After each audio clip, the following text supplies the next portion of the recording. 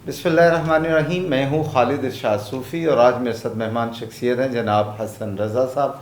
नौजवान HR consultant हैं। Consultancy से पहले पाकिस्तान के मुमताज़ अदारों में एचआर की पोस्ट पे खिदमत सर अंजाम दे चुके हैं।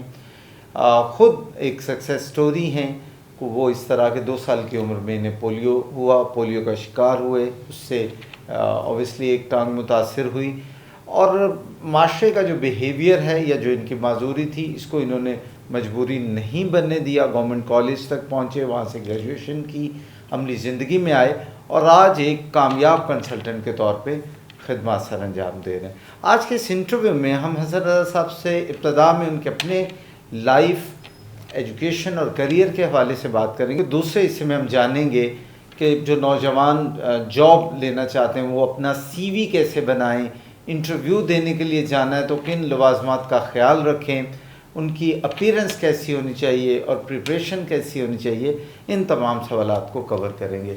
हसन साहब, बहुत शुक्रिया आप करियर कारवां के प्रोग्राम में तशरीफ़ लाए। आपका बहुत शुक्रिया सूफी साहब, and I think that it's an honour for me. माशाल्लाह, I am following you on social media. बड़ी कंट्रीब्यूशन है आपकी। आप लोग जिस तरह से लोगों की ज़िंदगी में, आई थिंक ज़िंदगियों में वैल्यू ऐड कर रहे हैं, I think hats off to you. It's a great work, wonderful contribution. बहुत शुक्रिया। बस आप जैसे बासलाहियत लोगों की कॉपरेशन से ही ये काम जारी है। हसन साहब, सबसे पहले तो हम जानना चाहेंगे वेरी क्विकली आपकी अपनी स्टोरी कि ब्रॉटअप कैसे हुआ, फिर पोलियो हुआ तो क्या मुश्किलात आई और फिर एजुकेशन। अच्छा सूफी साहब, मेरा ख्याल है कि बचपन में ये डिसाइड हो चुका हुआ था। जैसे मेरा नाम एचआर है और एचआर से हसन रज़ा बनता है और एचआर से ह्यूमन रिसोर्स बनता है। अक्सर इंटरव्यूज़ में मैं यही कहता हूँ कि अल्लाह ताला की मर्ज़ी ही यही थी कि ये एचआर में ही हसन रज़ा को जो है ना वो जाना चाहिए। तो उस तरफ ही फिर सफ़र स्टार्ट हुआ। जहाँ तक ये पोलियो की बात है, मैं ये समझता हूँ कि सम टाइम अल्लाह ताला की ज़ात शायद एक आधी चीज़ कहीं ना कहीं कोई गैप आप में रखती है, लेकिन हज़ार चीज़ें आप में ऐसा पैदा कर देती है, खसूसियात जो कि आपको इल्म ही नहीं होता और आप उस तरफ फोकस ही नहीं कर पाते और आप सिर्फ ये देखते हैं यार कि एक कमी है, लेकिन उस कमियों के अलावा अल्लाह ताला ने आप में कितनी नुमायाँ खूबियाँ दी हुई हैं, कितनी खूबियाँ दी हैं, वो आपको अंदाज़ा ही नहीं होता। तो मुझे याद है कि जब बचपन में जब मुझे पोलियो हुआ तो थोड़ा सा नहीं, काफ़ी टाइम ट्रॉमा में गुजरा। और वो ट्रॉमा ऐसा था कि स्कूल के जो दोस्त होते थे वो मुझे बड़ी अजीब नज़रों से देखते थे। क्लास फेलोज़ जो थे, मेरे जो स्टूडेंट्स जो मेरे साथ पढ़ते थे, वो मेरे साथ बैठना पसंद नहीं करते थे। वो कहते थे यार ये इसको पोलियो, ये चलता ठीक नहीं है। तो वो सरकास्टिक कमेंट्स देते थे। तो मैं ना बड़ा परेशान रहता था। मैं ये सोचता था यार कि पता नहीं कोई ऐसी चीज़ है कि कोई बीमारी, मैं कोई अनोखा हूँ, कि डिफरेंट हूँ। लेकिन जो ज़िंदगी आगे चलती रही और अल्लाह ताला ने शऊर दिया, तो फिर अंदाज़ा हुआ कि नहीं यार ये ऐसा नहीं है। उसमें बड़े अच्छे उस्ताद मिल गए जिन्होंने बताया कि यार देखो ये डिसेबिलिटी नहीं है, यू आर डिफरेंट, तुम एक डिफरेंट हो और ये तुमने अपने जहन में ये ढाल लेना है। उस पर वालिदैन, मैं समझता हूँ कि जो आज लोग हमें देख रहे हैं, मैं उनको ये बताना चाहूँगा कि जो पोलियो विक्टिम का शिकार हैं, अपने वाकई अपने होते हैं, वो ही आपको सपोर्ट करते हैं, वही आपको बताते हैं कि नहीं बेटे ज़िंदगी में जो है ना आपने आगे बढ़ना है बग़ैर किसी सहारे के। तो जब ऐसा कोई मसला लाइफ में आए, ऐसा कोई प्रॉब्लम आपकी ज़िंदगी में आए जहाँ पर आपको लग रहा हो कि यार ज़िंदगी रुक गई है, तो आपने थोड़ी देर के लिए सोचना है कि ज़िंदगी रुकी नहीं है, वहीं से ज़िंदगी शुरू हुई है, वहीं से ज़िंदगी शुरू होती है आपकी। तो मैं ये समझता हूँ कि वालिदैन ने बड़ा सपोर्ट किया, असातिज़ा ने बड़ा मुझे मेरी सोच को तब्दील किया। मैं कॉम्प्लेक्स का शिकार हो गया, समझ नहीं आती थी कि क्या करना है। तो फिर अल्हम्दुलिल्लाह गवर्नमेंट कॉलेज में एडमिशन हो गया, वहाँ पर गया। फिर आपको जैसे बताया कि अल्लाह ताला ने शऊर दिया, तो चीज़ें वो ज़रा समझ आना शुरू हुई। फिर उसके बाद सुपीरियर से फिर एमबीए भी किया, फिर आगे डिफरेंट सर्टिफिकेशन जो है वो ली। तो तालीम ने जो है ना वो बड़ी वैल्यू ऐड की अल्हम्दुलिल्लाह। अच्छा, आपने एचआर मैनेजर का जो करियर है वो उसका इंतखाब क्यों किया? हाँ, ये बहुत इंटरेस्टिंग क्वेश्चन है। मैं जो हूँ वो आप ही समझ लें कि बाय चॉइस नहीं था, बाय चांस था। मैं एक जर्नलिज्म में आना चाहता था, मैस कम्युनिकेशन में आना चाहता था, लेकिन समहाउ अल्लाह ताला, एक आपकी अपनी प्लानिंग होती है और एक अल्लाह ताला की प्लानिंग होती है। तो somehow I got admission in superior, फिर MBA वहाँ से मैंने स्टार्ट किया। फिर वहाँ भी बड़े अच्छे टीचर्स मिले, उन्होंने सिखाया बताया। फिर HR का सफ़र फिर वहाँ से स्टार्ट हुआ। तो वो आई थिंक दैट बाय चॉइस नहीं था, बाय चांस था। अच्छा ठीक है। अच्छा एक सवाल अक्सर मेरे जहन में आता है, आज इत्तेफाक से HR के एक्सपर्ट आए, ये HR का स्कोप वैसे है कितना जॉब का? देखिए हम कहते हैं जी कोई मैनेजर मार्केटिंग है तो उसका एक बड़ा वसी स्कोप है, सेल्स वालों का भी है, फाइनेंस वालों का भी है, अकाउंट्स वालों का भी दिखाई देता है कि आप असिस्टेंट अकाउंटेंट होते हैं, अकाउंटेंट होते हैं, GM तक चले जाते हैं, GM फाइनेंस या GM अकाउंट्स। तो ये HR की जो करियर है वो कहाँ तक जाता है और उसकी कितनी को गुंजाइश है या कितनी को वैकेंसीज होती हैं? आपने बड़ा अच्छा सवाल किया, और आजकल यही लोग समझते हैं कि जो HR जो है वो एक बड़ी मतलब एक लिमिटेड सी फील्ड है। लेकिन मैं आपको ये बताता चलूँ, आपने वर्ड यूज़ किया कि GM तक लोग चले जाते हैं डिफरेंट फील्ड्स में।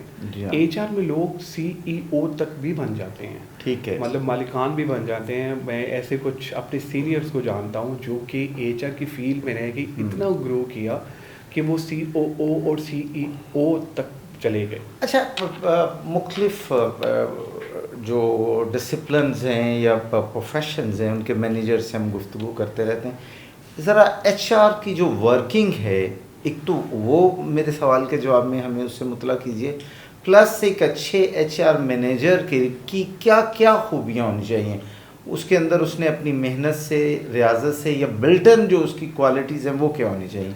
ये दो हिस्से हैं मेरे सवाल के। देखिए, सबसे पहले जो आपका सवाल है कि जो HR से रिलेटेड जो चीज़ें हैं, हमारे पाकिस्तान में ना दो तरह के इदारे काम करते हैं। वन इज़ स्ट्रक्चर्ड ऑर्गेनाइजेशन और सेकंड इज़ अनस्ट्रक्चर्ड ऑर्गेनाइजेशन।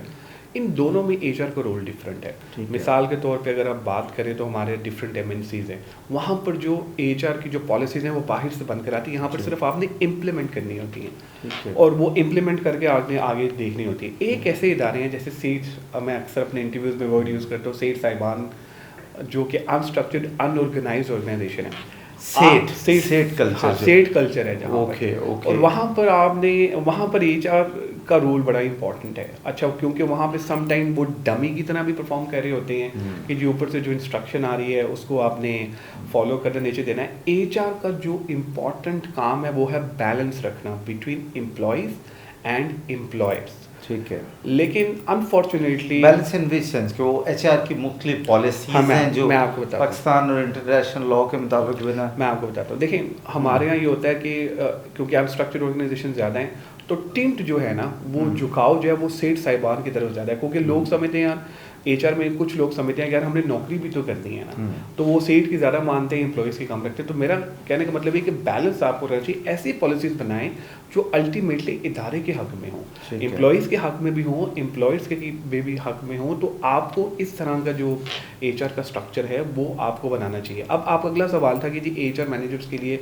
क्या खूबी होनी चाहिए, उसको अच्छा जो है कैसे देखना चाहिए। देखिए, सबसे इंपॉर्टेंट चीज़ HR मैनेजर के लिए सबसे इंपॉर्टेंट चीज़ है उसकी कम्युनिकेशन स्किल्स। कि कम्युनिकेशन स्किल्स जो है ना वो उसकी अच्छी होनी चाहिए। हमारे यहाँ अलमिया ये है कि कम्युनिकेशन स्किल्स हम सिर्फ बोलना समझते हैं, ऐसा नहीं है। समझना, उस बात को समझ के उसको इम्प्लीमेंट करना, सुनना, ये भी बड़ा ज़रूरी है। दूसरी चीज़ है सब्र। मेरा ख्याल है HR मैनेजर जो है ना उसमें सब्र होना चाहिए, क्योंकि आपके पास तरह तरह की क्वेरीज आ रही होती हैं।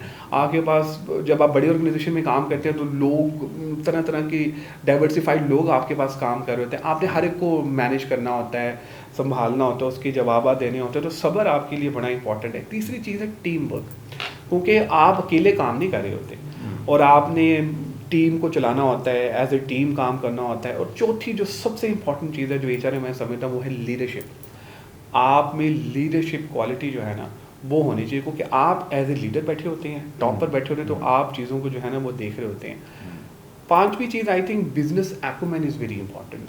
For example business understanding HR के लिए बड़ी ज़रूरी है। अभी आपने पिछले सवाल में कहा कि जी फाइनेंस का भी स्कोप है, मार्केटिंग का भी स्कोप है, बाकी का भी स्कोप है, क्योंकि उनकी बिजनेस अंडरस्टैंडिंग अच्छी बड़ी होती है। वो जब सेठ साहब से बात करते हैं तो बिजनेस अंडरस्टैंडिंग, बिजनेस टर्मिनोलॉजीज में बात करते हैं। हम HR वाले सम टाइम हम बिजनेस अंडरस्टैंडिंग को समझते नहीं, हम नंबर्स पे बात नहीं करते हैं। हम बात करते हैं कि सर इतने बंदे रख लिए थे या ट्रेनिंग ये होगी। मैं वही कह रहा हूँ, बज़ाहिर कॉन्सेप्ट तो यही है कि एचआर का काम यही है कि बंदों की तनख्वाहें बना दी जो रख ली हैं, या ये कि शेड को मशवरा कैसे देना कि कम तनख्वाह पे बंदे कैसे रखे जाए। अच्छा, ये ना आज से ना 20 साल पहले सूफी साहब बिल्कुल था, अभी हो गया है चेंज। अब क्योंकि मैं पिछले 4 सालों से टेक में काम कर रहा हूँ, टेक्निकल रिक्रूटर एचआर के अंडर ही आता है। सबसे ज़्यादा सैलरी इस टाइम मार्केट में टेक्निकल रिक्रूटर की है। वो क्या करता है, वो टेक्निकल रिक्रूटर ही होता है कि वो जाके ना डिफरेंट जो टेक्निकल रिसोर्स है वो ढूंढता है, वो ढूंढ कर लेकर आता है, उसको ऑन बोर्ड करता है। तो आई थिंक आहिस्ता आहिस्ता वक्त के साथ साथ चीज़ें जो हैं वो इवॉल्व हो रही हैं, और इंशाल्लाह ताला आने वाले टाइम में मैं ये समझता हूँ कि एचआर का बहुत ज़्यादा जो है वो पाकिस्तान में स्कोप आएगा। एक और बड़ा अलमिया हमारे यहाँ पाकिस्तान में एचआर को लेके, लोग कहते हैं कि यार ये फीमेल्स का प्रोफेशन है, ज़्यादा फीमेल नज़र आती हैं। ऐसा नहीं है भाई, मेल्स भी हैं, क्योंकि एचआर के ना डिफरेंट फंक्शंस हैं। For example, 1 is recruitment, second is training and development, third is compensation and benefit, then performance management, फिर एम्प्लॉय रिलेशन। तो कई जगहों पे ख़वातीन बहुत अच्छा परफॉर्म कर रही हैं, तो वहाँ पर वो होंगी। कई जगहों पे जो मर्द हजरात हैं वो बहुत अच्छा परफॉर्म कर रहे हैं, तो ये डाइवर्सिफाइड है। तो आई थिंक जो लोग अपना करियर स्टार्ट करना चाहते हैं एचआर में, this is the best time, और ये बेस्ट टाइम है कि वो आएँ और एचआर पे आके छा जाएँ।